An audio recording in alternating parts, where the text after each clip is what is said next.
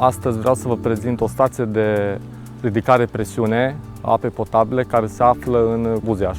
Stația deservește o zonă destul de înaltă a localității Buziașului, unde stația de pompare veche nu putea să ridice presiunea la o zonă atât de înaltă, care asigură atât necesarul de apă potabilă, cât și partea de apă pentru incendiu. În interiorul containerului avem tablourile de automatizare, partea de pompare, partea de debite. În exteriorul ei avem un generator care să asigure, în cazul în care energia electrică cade sau sunt întreruperi sau fluctuații, generatorul va porni automat singur ca să poată să susțină partea de energie cât e nevoie în momentul căderii sau întreruperilor care vor avea loc. Avem o aducțiune care intră pe partea de inox și o refulare la fel făcută din inox. Aducțiunea care intră în pompe hidro, 3 kW, 2 pompe, pompa de incendiu 4 kW. Avem refularea pompelor tot pe partea de inox. E foarte important, avem manometre cu contacte electrice pentru lipsa apă. În momentul în care nu mai este apă pe aducțiune din rețea, grupul se oprește automat singur. Totodată mai avem manometre pe refulare, manometru de maxim rețea, un vas de expansiune care ține o anumită presiune în instalație, după care un debitmetru care ne măsoară debitul atât instantaneu cât și totalizator care trece prin conductă. Robineți, vane, senzor de presiune, după care avem partea de automatizare în care avem un HMI de 15 inch. Practic avem o interfață, cele 3 pompe, centralina, generatorul, debitmetrul, alarmele care pot să apară din diverse motive, partea de afișare unde ne arată care pompă funcționează, parametri electrici, putere kW, tensiune, curent, hertz, numărul de porniri, timp de funcționare,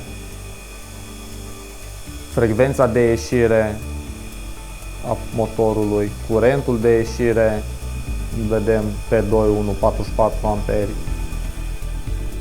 puterea de ieșire a echipamentului, partea de debitmetru, debit de 1,3 m3 pe oră, debit 0 m3 în momentul ăsta, partea de analizator de rețea, tensiunile pe intrare, tensiunea echivalentă, curentul pe L1, L2, L3, factorul de putere, frecvența, puterea activă, puterea reactivă, energia activă, energia reactivă. Toate le avem în analizatorul de rețea, atât aici, atât cât și pe HMI. Aici, în partea cealaltă, avem reareu, practic tabloul care face trecerea din rețea pe generator și invers. Partea de tablou este compus din separatoare, descărcătoare de tensiune, siguranțe, relee termice, relee de tensiune, avem un PLC-ul, avem 2 convertizoare și un soft starter. Toate datele astea ce se acumulează în tablou respectiv se vizualizează într-un SCADA a beneficiarului. Unitatea de măsură măsoară tensiunea pe alimentare pe cele 3 faze, tensiune echivalentă, curent pe cele 3 faze, curent echivalent, factor de putere, frecvență, putere activă, putere reactivă, energie activă, energie reactivă. Avem pompele hidro, import Spania. Această pompă funcționează în regim hidrofor, comandată de un convertizor. Asta înseamnă că ea are din programul ei dată o presiune, în exemplu de 2 bari, pompa va trebui să mențină 2 bari. Ea se va tura, detura în funcție de necesarul de apă din instalație. Am avut o problemă cu presiunea apei scăzută la robinetele abonaților. În urma acestor probleme, Aquateam a demarat o investiție din surse proprii pentru a rezolva această problemă. Firma care a executat această stație de ridicare presiune este Hidropomp și am reușit să mulțumim abonații prin această investiție. Ne aflăm în stațiunea Buziaș, care se află la aproape 30 de kilometri de Timișoara, oraș în care Hidropump își desfășoară de aproape 25 de ani activitatea. Ne-am mutat de curând într-o locație nouă, unde avem un spațiu generos de birouri, o magazie, avem 3 ateliere.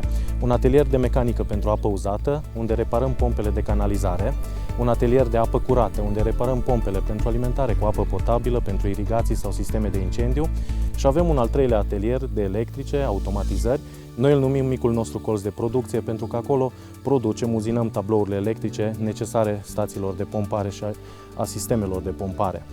Ne dorim foarte mult să contribuim în comunitatea noastră la asigurarea unui grad sporit de confort prin creșterea nivelului de trai ai oamenilor, în jurul cărora noi ne implicăm prin lucrările pe care le executăm, așa cum este și aceasta de la Buziaș, unde am montat un sistem de pompare care ridică presiunea și oferă oamenilor confortul necesar vieții de zi cu zi.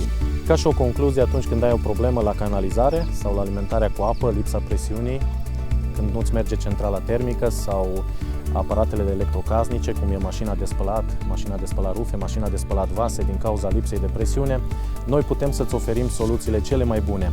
Avem alături de noi producători de top, producători care sunt lideri mondial în gama de produse pe care o reprezintă, atât pe partea de stații de pompare, cât și pe partea de automatizări.